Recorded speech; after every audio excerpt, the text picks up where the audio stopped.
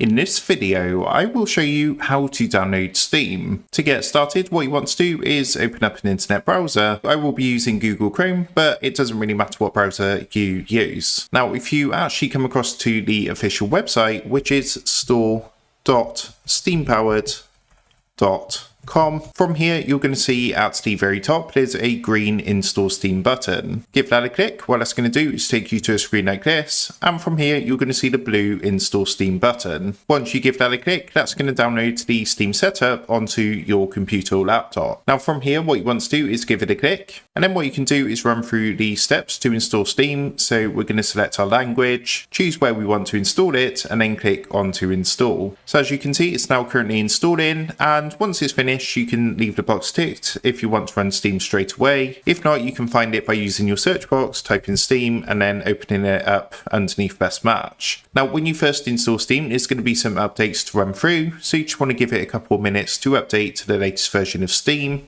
And once the update has finished, what it's going to do is take you to this screen here, where you can either add or create a new account, or you can sign in with an existing Steam account. So what I'm going to do is just sign in with my existing account.